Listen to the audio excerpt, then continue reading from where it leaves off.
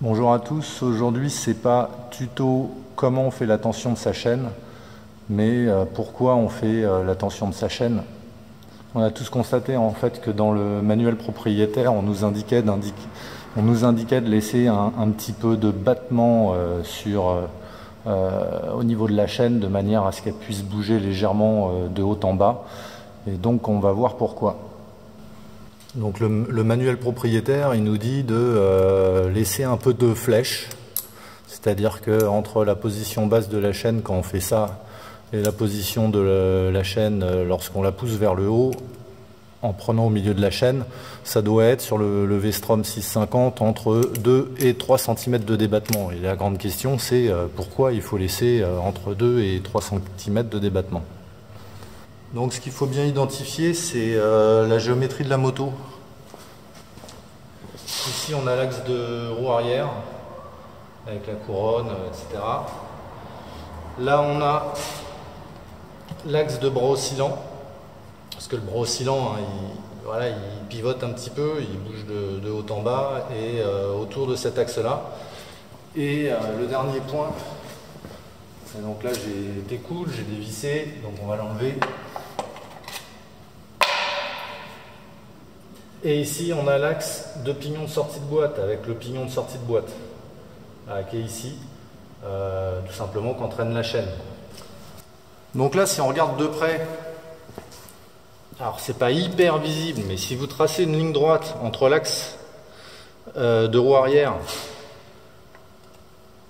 et l'axe de pivot du bras oscillant, et que vous continuez cette droite là et que vous créez une sorte de droite imaginaire, vous apercevrez en fait que l'axe du pignon de sortie de boîte, il est légèrement plus bas que le prolongement de cette ligne imaginaire. Donc pour illustrer ça, j'ai fait un petit dessin, mais une sorte de caricature qui permet de mieux visualiser ce que j'indiquais. Ben là on voit la couronne, l'axe de roue arrière, le bras oscillant, l'axe de pivot de bras oscillant. On voit donc la chaîne et puis le pignon de sortie de boîte. Donc c'est caricatural parce que c'est pour rendre les choses bien visibles, mais finalement ça correspond à ça. Donc voilà, je reviens vite fait sur ce qu'on vient de voir. Là c'est le schéma en fait qui indique la situation de la moto lorsque la moto n'est pas chargée, c'est-à-dire que quand il n'y a personne dessus, il n'y a personne dessus. Dans ce cas-là, la suspension, elle n'est pas du tout comprimée. Le bras oscillant, il a cette position-là.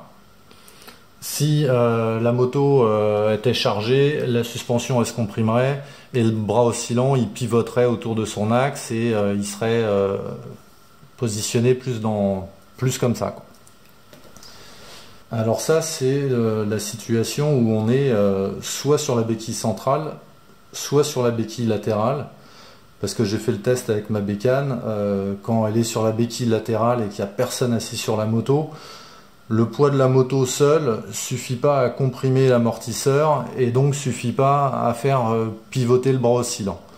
Donc après, est-ce que c'est dû au fait que, voilà, moi je sais que je mets une précontrainte sur l'amortisseur arrière, je le règle un petit peu dur parce que je pèse 80 kg, je pèse pas 60 kg, et puis en plus, j'aime bien avoir une suspension arrière qui soit pas trop molle, parce que c'est une histoire de goût, chacun ses préférences, quoi.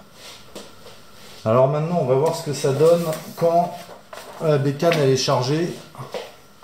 Quand la bécane elle est chargée, l'amortisseur il s'est comprimé, le bras oscillant qui était comme ça, il a pivoté, et à un moment donné, à un certain niveau de charge, alors j'ai pas mesuré à quel niveau de charge, mais en tout cas à un certain niveau de charge, vous aurez l'axe de la couronne de roue arrière, enfin l'axe de roue arrière, l'axe pivot en fait du bras oscillant et l'axe du pignon de sortie de boîte qui seront totalement alignés.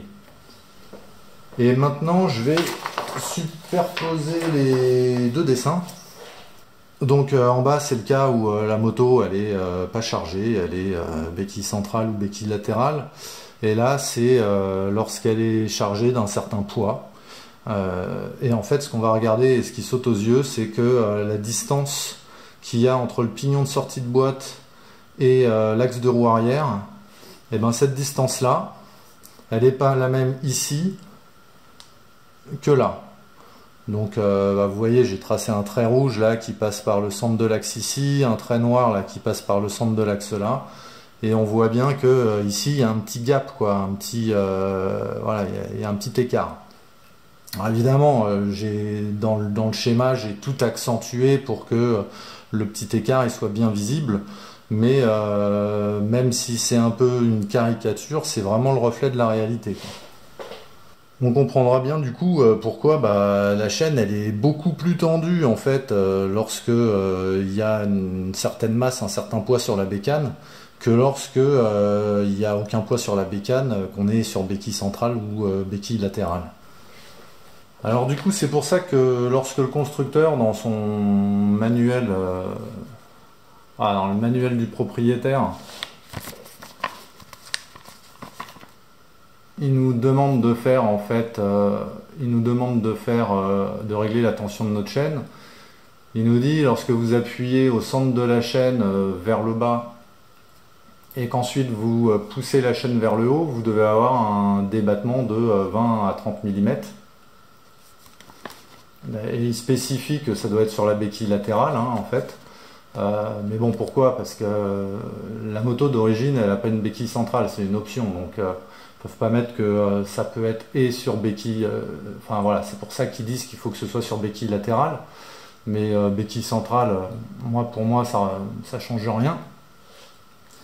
Et donc ils disent ça dans le manuel du propriétaire, parce que on comprend bien que si la chaîne elle était déjà vraiment tendue dans ce cas-là, lorsqu'il y aurait du poids et que le bras oscillant pivoterait, on se retrouverait dans une situation où la chaîne elle serait ultra méga tendue, ça serait mauvais pour la chaîne, ça serait mauvais pour la couronne, ça serait mauvais pour l'axe de pignon de sortie, enfin ça serait mauvais pour tout, quoi. Donc voilà, c'est la raison pour laquelle ils nous disent vous laissez un petit peu de débattement lorsque la suspension n'est pas comprimée, et vous laissez entre 20 et 30 mm de débattement, quoi.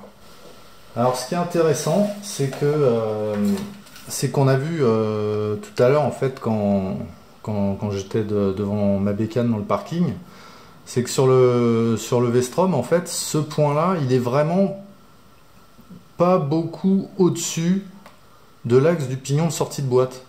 Donc on peut se dire que quand on rajoute du poids, le bras oscillant après il remonte comme ça assez rapidement.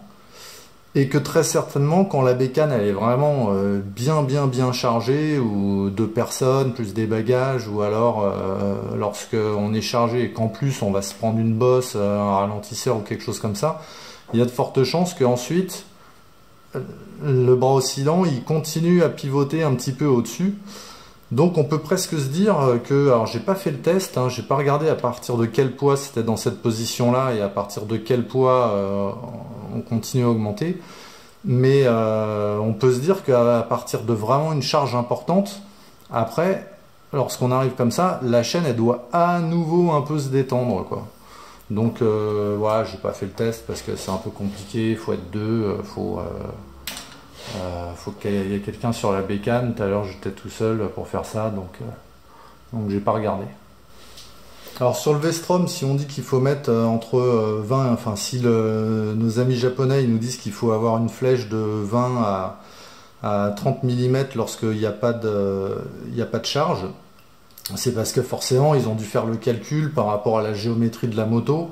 Ils ont fait le calcul que lorsqu'on arriverait dans cette position-là, ça allait bouffer les 20 à 30 mm de débattement.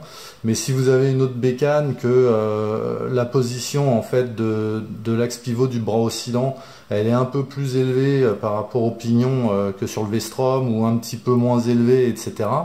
Et puis il y a aussi la longueur du bras oscillant qui joue, donc selon les géométries de moto, ce qui est préconisé dans le manuel propriétaire, fatalement c'est pas nécessairement la même chose d'une bécane à l'autre.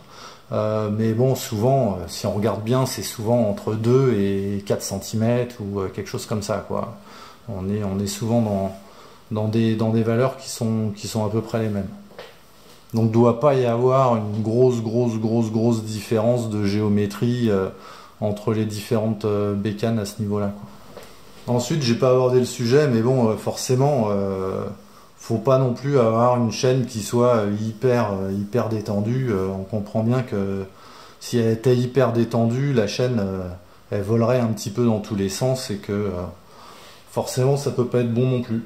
Donc, en tout cas, c'est important d'avoir sa chaîne qui soit tendue comme il faut. Et puis, bah, j'espère que ça vous a intéressé. Et puis, je vous dis à plus. Ciao.